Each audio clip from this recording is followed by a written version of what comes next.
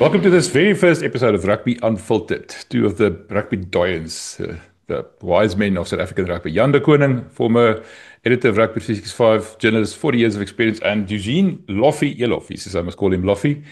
Two Junior World Cup titles, long-time coach of the Lions, went to the USA as well.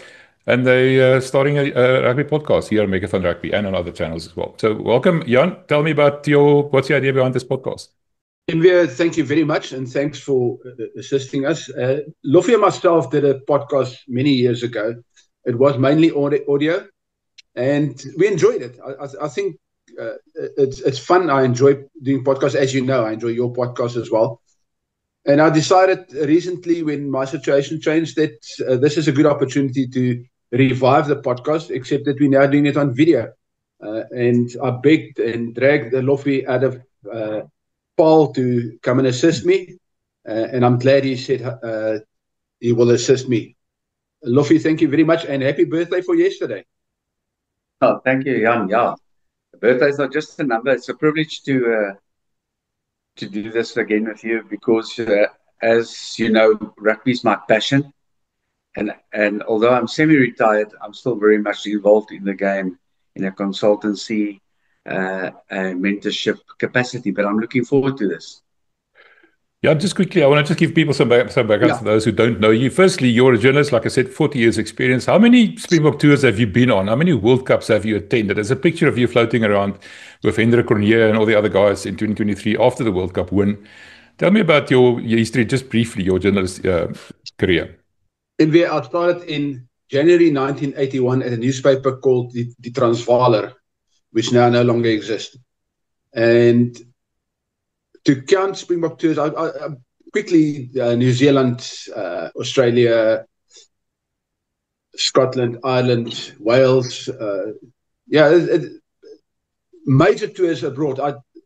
The last full tour, so it correlates nicely with next year. So the last full tour to New Zealand was 1994. That's a Springbok tour where we played midweek games and everything. And then New Zealand played in 96. And 94 I did New Zealand. 93 I did Australia. And then end of 94 we also did Wales, Australia, Ireland and Scotland. And then there was a World Cup. And I did the Lions tour in 2009. So yeah, it's quite a lot. I think it's come a full circle. And it's exciting to... I know a lot of people want to know, you must look back. And sometimes I do reflect on it. But I prefer to look forward, and Loffie will tell you that I'm a very positive person. And regardless of what happened in the past, I will always look forward to new and exciting challenges, which this is. Okay, Loffie, now in your introduction, I briefly said that you've won 2 Junior World Cups, you've coached the Lions and everything else. Just tell us about your coaching journey. You just said rugby is your passion. I also saw you've got a law degree and everything else. So a man of many talents. Tell me about your past. Yeah, no, the funny thing here is I've actually had a military career for 18 years. Mm-hmm. And rugby was, like most Africans, just in my blood. And being in the military still, I started coaching schools rugby, and actually a very small school that were underdogs. And all of a sudden, just to see how these kids got to believe in themselves and they won the competition, ignited me to work with underdogs. I really loved it. And then I started getting involved we won the Directors' Cup in 89 with Hoërskool Kempton Park. And I was involved with Tikkies and RAU, which is UJ now. And I got the call from Doc Late in 1997. And actually, I thought it was an old varsity mate of mine who played scrum half for Transvaal Boulevard and wherever, who was taking something out of me there. But it was Doc Late. And he said, listen, if I wanted a job, I need to come to Ellis Park. Needless to say that I spud. And it was a quick trip. And I stopped there. And that's where it began. And it was just wonderful. 11 years at the Lions. I think I played in 5 finals there. We won 2 or 3. And then in that time, I was privileged to coach the junior box for 3 years. And we had 2 wins against New Zealand, 2 golds, and 1 bronze against England. And then after 11 years, I departed with the Lions. And it's a wonderful time that I had there. And then I came to Boland. Don't know if you remember the Boerlands jerseys changed from the mustard and black to pink and black. We changed the color. And what a fantastic side. We had guys like Willie Leroux playing there. And we won the first division easy against the EP Kings, but in that year there was no promotion or relegation. And then I did a stint in Austin, Texas, where we won the national championship there. So, yeah, I retired at 61. I played my last rugby game in Portugal at 61 at prop, and I was a scrum half. So, yeah, I think, just to summarize that I've seen myself as a coach in the sense, not just to win trophies, but to help younger people to become better people and maybe give them some direction for their careers in life after rugby. Well, I think we can't ask for two more eminently qualified guys to start a podcast with. A journalist like Jan, who's known to speak his mind. I know he's not very popular at Ellis Park. You just mentioned Ellis Park. Jan is not the most popular person over there. You coming from the coaching background, you've coached at the international level, you know what to look for. So when you guys start talking rugby, this is why this is called Rugby Unfiltered. It's rugby the way you see it, without any filters or anything. And I'm looking forward to this. So Jan, I'm going to hand the baton over to you. Let's get cracking. Rassie announced his team yesterday for the first test against Japan this weekend. So let's hear what you've got to say. Eugene, let's dive straight into the team announcement. I mean, we said we're going to be unfiltered, but it's a very interesting team. I think the three standout selections, Jason Colby at fullback. Not many people will remember that he played fullback in 2022. He started at fullback in 2022. The rest of the time he's in and out there. Then obviously Zach Porton starting at prop, and Andre Estreisen, who is the ultimate hybrid. As Rassie said yesterday, you can select a 3 or a 3-5 bench, or a 6-2 bench, or a 4-4 bench, or maybe a 4-2-1 bench. But that's Rassie. I mean, I want to know how you feel. I mean, you've worked with young players. Throwing a youngster like Porton in to start in a test. Jan, you know what? There's an old saying: if you're good enough, you're old enough. Now, if you Zachary Porton is one of our students at Stadio, studying there. So I followed his career since school. Besides his leadership, and something I think Rassie also mentioned, his rugby IQ is highly intelligent. He knows the game. Sometimes you take a chance and it's going to work or not work. And a lot of people will say, but he's too young for a tight head prop to go play international rugby at that level. But I think this is the perfect game. And I'm not saying Japan are not good scrummers, but I think this is a perfect game to give him a run. He might come out of it great, or one might see that he needs a few years more to go. So I don't think that's a bad choice. And what I like about what Rassie's doing is experimenting and is giving young boys opportunity, young. And what that does, the other youngsters out there now know that they have a pathway to get into the Springbok side younger. And Cheslin, there's actually no surprises in the team for me. Cheslin's played a lot of fullback, and I'm one of those rugby supporters of Cheslin Colby. He's one of those guys. I always say you can put any scrum half in a team and he's going to, in any position. Cheslin, you can literally play in any position in the backline and he'll perform. And he's played a lot of fullback. So I don't think they're a big surprise. What I like about the side, Jan, there's a good mixture of youth and experience. And if things fall flat, we still got a few strong guys on the bench. That's a good point, Lofty. We sat in on the press conference, and Rassie's press conference yesterday, and we asked him some questions. And one of the explanations he gave is why he's starting with Zach and why not playing off the bench. I mean, obviously, somebody would say, just ease him in off the bench. But Rassie, as usual, is very clever and very precise in his, in a sense, a genius in his reasoning. So let's listen. I think it's important. Let's just listen and Rassie in his own words exactly what he says. Starting with Andre, maybe I think you could have put him at 22 or 23 if you wanted to, but I think we've chatted a lot about that. He's covering both flank and centre for us, so you can say it's a 5-3 split or a 6-2 split. So yeah, it's maybe just in the moment that when we put the team list out, we just put him there. So yeah, he covers both. So I don't think there's something big to explain there. I think everybody knows how we're trying to work with him. I do think with him covering both centre and loose forward, he'll probably get more in match day 23s, which is great for him. So I hope that explains that. Well, there was one of two ways going. Thomas du Toit is not available for this game purely because of the Premiership rulings and rest periods and so on. So Thomas is only available next week. And we've got Zach in, and if you can see the guys on the bench is guys who scrum together. Grobbies and Gerard and Wilco is guys who's used to one another, and then giving Zach a chance next to really experienced guys like Malcolm and Ox.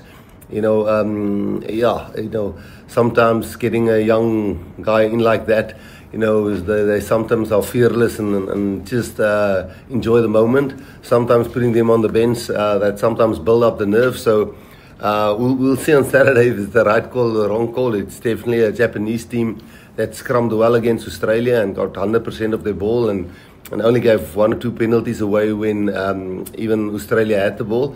So it will definitely not be an easy game for him. He's probably one of the few guys in the group that we've had this year that didn't have time to really adapt to all of our plays and the way we train and the way we maul and the way we defend and all those kind of things. So a hell of a lot of information.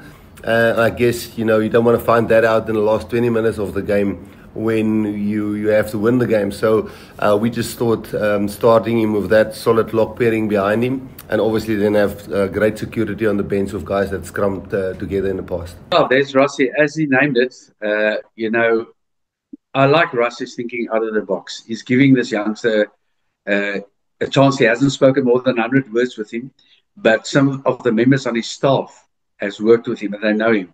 So it's not an uncalculated decision to give Zachary a chance. And I don't want to repeat myself again. If there's a game that you give him a gap to scrum, it will be this one. And I think if he's going to come through, they might even consider him for the Wales game as well. I think, it's also good for me. And the thing I want to touch on is the Andre Esterhuizen thing. I think teams must have nightmares about when Russia selects his Springbok teams and suddenly he's got this player that can play centre or flank. Or I know that back in the days we had Bobby Skinstad and everybody said he's the ideal flank because he's got that skills to run, or he's ideal centre, and they tried to turn him into a centre. It didn't quite pan out that way. He stayed as a loose forward. But Andre is a centre and a massive centre, and we know his strength.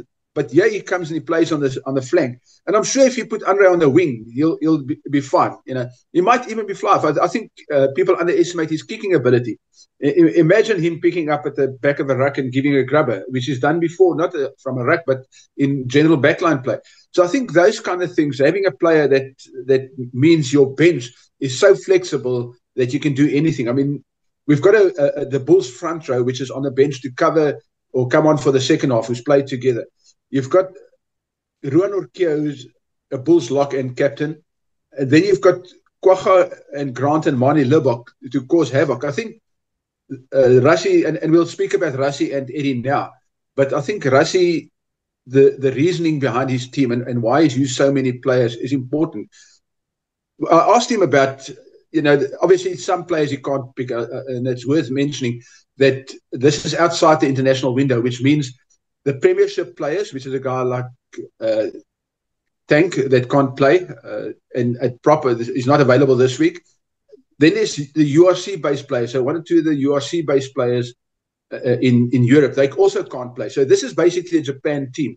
And there's 9 Japan-based players in this team. So in a sense, this is Japan versus Japan. South Africa's Japan players versus Eddie Jones's Japan players. And I asked Rassie about this. And I think it's worth listening to Rassie's explanation because he puts it very succinctly exactly why he selected this team and how the challenges he faced and how he overcame the challenges of not being able to select his best team for this specific game. You've already put out a team that I would say could play in a World Cup final, but could most likely play close to being in a World Cup final tomorrow if that was it. It was a very strong team. How much of a challenge was it? Not so much. I think it's a very valid question, but it wasn't really a big challenge. We actually organized this game, this extra game against Japan, especially for the guys who plays in the Japanese league, because they would have not played a lot of rugby if they didn't play a lot of test matches for us. And this fixture was organized for them, and I think there's about 11 or 12 guys, if you count Mani as well now, who actually play in the Japanese league. So the plan was always to get these guys, because we found in the past that when we go in the end of year tour, previously when we played Ireland and France and teams like that, we had a bit of a slow start because some of our players who were based in Japan hasn't really played a lot of rugby, and that's why this fixture was here. So you'll see the bulk of the guys. I think the only guy that's not been picked that probably could have been picked is Peter Steff, who plays in Japan. So we because we pick players from all over the world, we totally understand the logistics around the different protocols and different competitions. And when we start planning our season, we know that already. Like the Welsh Test match at the end of the year will also be a bit of a challenge, because there's URC fixtures on for some of our franchises even on that specific weekend. So but on the other hand, it's also the positive that we still can put a pretty strong team out there. And guys like Eben is not playing, guys like Kanan is not playing, Damon Willems is not playing. There's a Faf is not even in this group, because we want him to get some game time in the Japanese league, because he would not have been in the mix for the specific game. So I can probably name quite a lot of more players, but I don't want to let it sound like I'm moaning. So no, we're fairly happy that this is what we wanted to try and achieve. Now the job is to try and go and win the match. Yes, I think Rassi's thinking, there's one thing that the public must understand. If you have a player that covers two positions, and Andre Esterhuizen is a solid unit, if you get one player that covers two, it gives you extra space for an extra player on the bench, which you also mentioned as the flexibility he brings. The great thing about it as well, now again, we're going back to the traditional bench with your three backs that you have. And that brings Grant Williams into the mix. So Grant, we know, if there's open play in the game, is loose, Grant Williams is dangerous. Him and Mani Libbok.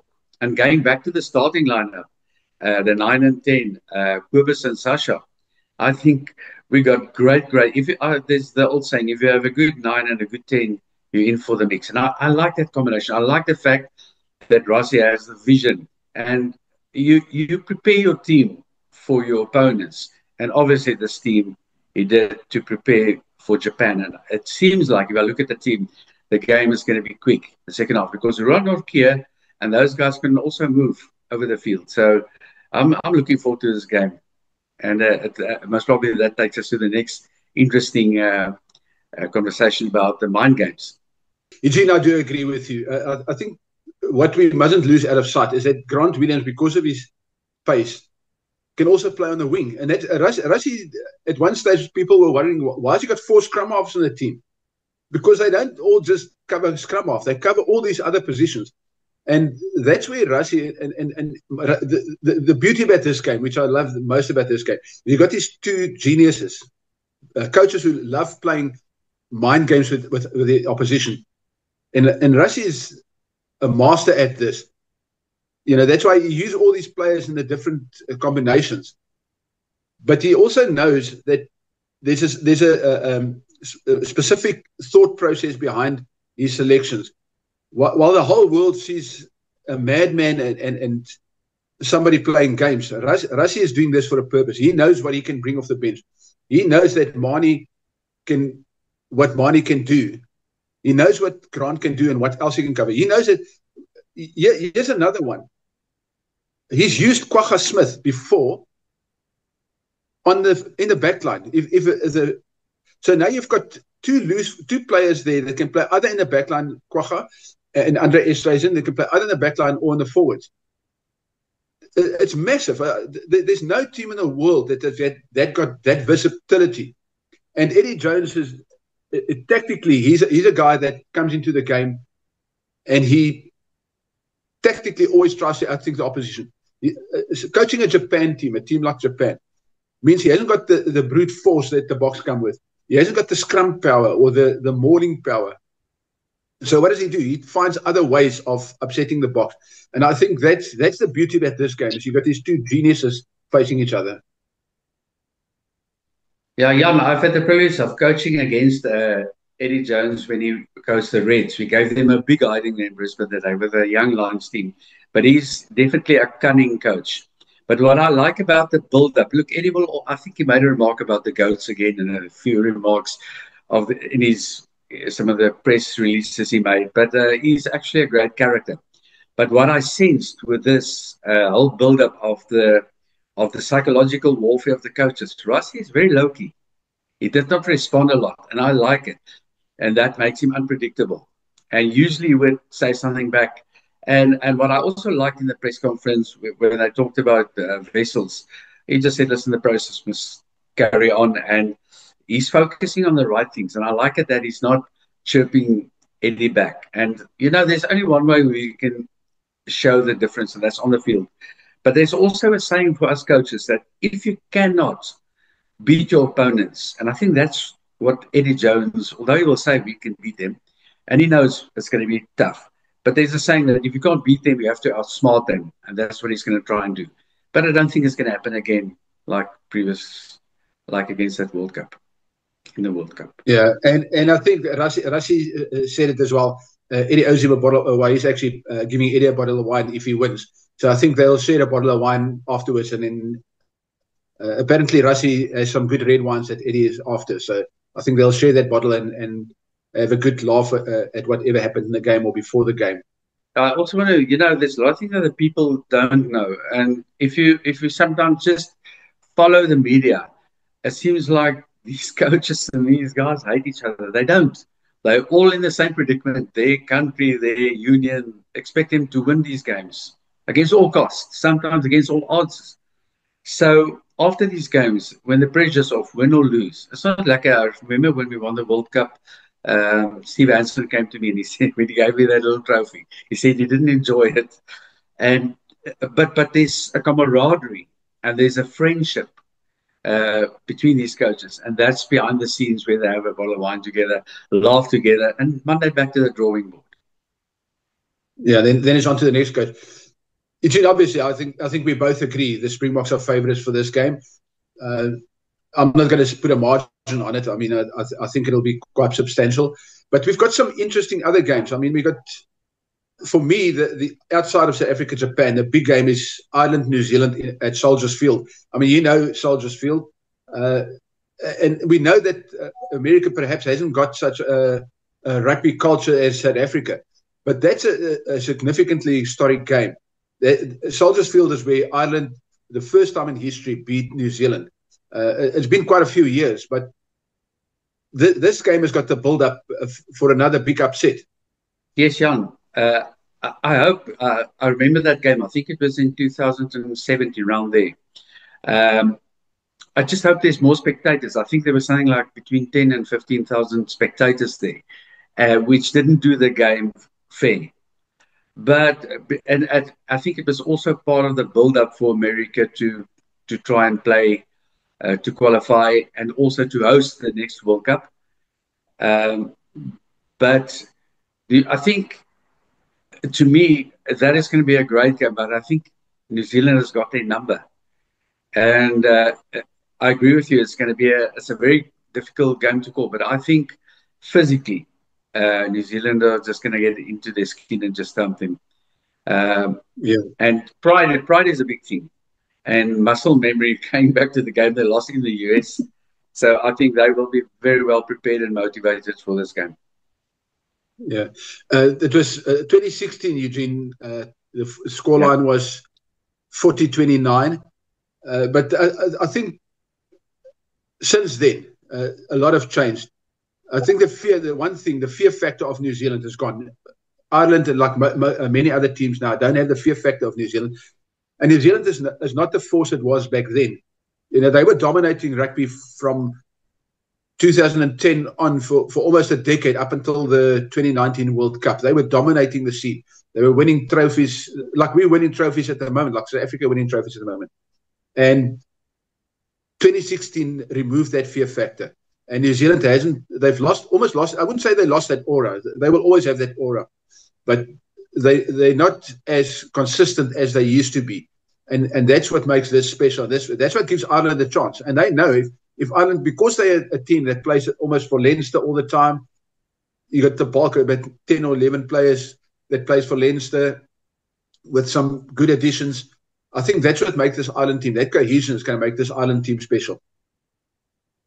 Yeah, and I think also one must understand that rugby is in cycles of coaches and cycles of young players. And that New Zealand team that dominated all that rugby were guys that played together for 8 to 10 years. And that's why they were so phenomenal. You're right, the aura will never change. New Zealand will always be a factor. They'll always be a dangerous factor. And their cycle is halfway now. So I think you'll see they're improving. A lot of people are trying to blame the coach now on this. But building this championship side doesn't happen overnight. It takes a lot of belief in the players. The players need to believe in their coach. Systems that must come in place, and then one day on a good time, the team just clicks and it kicks in. But Ireland, to me, you cannot take away their passion and their support and all that stuff. But they, to me, just a team that every time when they hit the main stage, something goes wrong. Could be a belief thing. I don't know what it is. Overconfidence. I'm not by any. I don't have enough information to say that. But when they hit the big stage, it seems there's a problem, and this is a big stage. And I think New Zealand's going to thump them. The other interesting game that I'm looking forward to is England-Australia. The two teams that are sort of on the up and also evolving as we head to the next World Cup.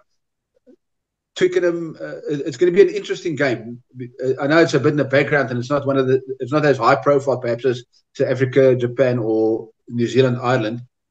But I think this is a game of two coaches trying. We know Australia's coach leaves after this year-end series, and then they select a new coach, and they've got to find. Well, they've got their new coach, but England is busy rebuilding, and also it's an interesting game. England at Twickenham is always a tough nut to crack. Yeah, I think that to me is going to be one of the big games of the weekend, and not so low-key because those two teams are very much in par where they are now. Coming back off the field, I think Australia is making a huge mistake to get rid of Schmidt now after this end of the year rugby tour. They should have stuck with him until after the next World Cup, because that just confirms what I said about the cycles of coaches and players. You don't just hire and fire. He's busy building a very nice thing there. Now Leskis is appointed as the new coach. I would take him and let him, work with Schmidt. But that's an internal problem. England to me is also a dark horse, and actually Australia and England to me, and Argentina are the dark horses at the next World Cup. So that game, I'm looking forward to that game. It's a difficult one to predict because Australia on a day can surprise any team. But I think at Twickenham, home ground, England's got a point to prove. Their supporters, God save the Queen. And it's going to be a great game to watch that. Yeah, Eugene, just on that, Schmidt has got some family situations, which is one of the reasons he wants to go back to New Zealand to be closer to his family. So that's a personal situation. They were trying to keep him there. So that's one of those things that happen sometimes. Sometimes the unions force it, like in the case where Alistair was replaced by Rassie because there was a need for it. In this case, Australia would have loved to have kept him, but unfortunately, because of his family situation, he has to go back to New Zealand. Okay, that makes sense because it didn't make sense to let him go. Our thoughts go with him. I think any coach, you get to a stage that you start weighing up things in your life, what's more important. And I take my hat off to coaches that coach till they in their 70s and so on, because I think there's a time that you stand back and create a platform for the next generation coaches to come coach, and you start enjoying your life, being with your family, and maybe just mentoring here and there. Still keeping your hand in the game itself. Well, Eugene, that's the end of our podcast. We'll be back next week, and maybe look forward to the French game. That's a massive one. So next week we'll definitely look forward to the French game. Maybe unpack a bit of what happened on Saturday or this weekend. But I want to thank you again for joining me, and may this journey continue for a long time.